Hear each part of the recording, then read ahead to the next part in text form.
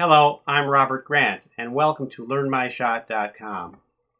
Today we take a common ordinary object and using your digital SLR camera and a wide-angle lens, transform it into something quite unique.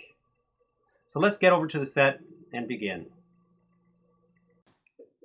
For our image today, I've selected a stainless steel basket, commonly used on your barbecue grill, and placed it upon a shiny, reflective vinyl surface. Over the top for diffusion, we're using a tissue paper, also known as vellum, available at a good art store.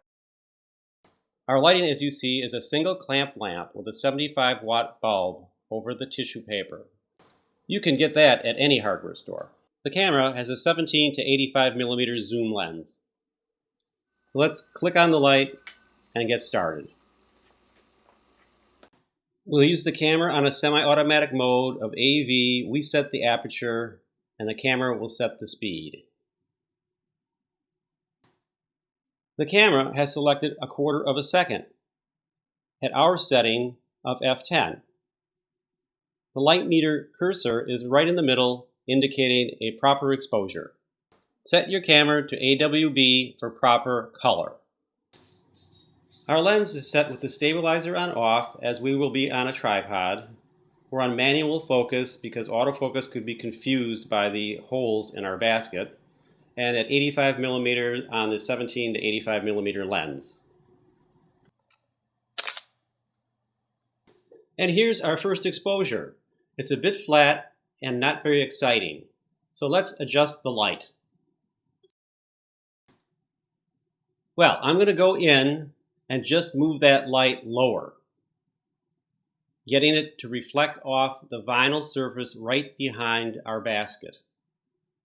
Let's take one here. Well, that's much better. We really get to see the graphic quality of the basket with the light coming through the holes and the reflection off the stainless steel surface. Our first image was at 85 millimeters, the long part of the lens. Let's open it all the way up to 17 millimeters, the widest part of the lens. Now that we are at 17 millimeters on our lens, we need to move the camera in.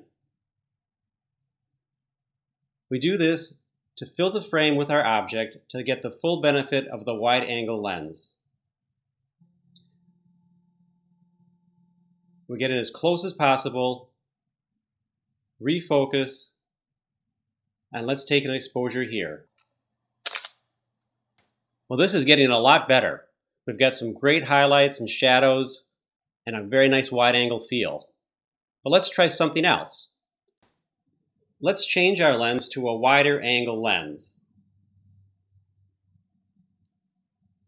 We'll open this lens all the way up to 10 millimeters, and it's a 10 to 22 millimeter zoom lens. Now we need to move the camera in again. We're going to push the camera right up against the set and get as close as possible, and yet that still is not close enough. So I'm going to take the object and actually move it under the lens and reposition it. The lighting stays the same because the angle of reflectance hasn't changed much. Well, that's terrific. This wide-angle lens totally changed what this object is, making it much more interesting and a really powerful image. Now let's add something for graphic interest. I have some steel ball bearings that I'm going to lay across the bottom of the basket. Let's shoot one here.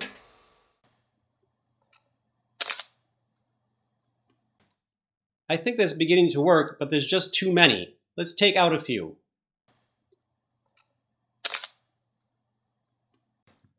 That's much better. The placement of the bearings helps accentuate the distance from front to back, lending to more of a wide-angle feel. Well, here we have our images side by side. The very first image with our 85 millimeter lens and our final image with our 10 millimeter lens. Quite a dramatic difference. Let's try one more thing. I'm going to go back to our 85 millimeter lens and do more of a close-up image. See our video called Using Close-Up Attachments for more information. And here we have our image with the 85mm lens, creating a completely different shot. Let's look at the long shot and the wide shot side by side. Here they are, each having their own graphic interest. Our wide-angle lens on the left and our long lens on the right. There's much that you can do by simply changing your lens. We hope you enjoyed this video on using a wide-angle lens with your digital SLR camera. We took a rather common object and by using a 10mm lens transformed it into something quite beautiful and unusual. So look for us again at learnmyshot.com.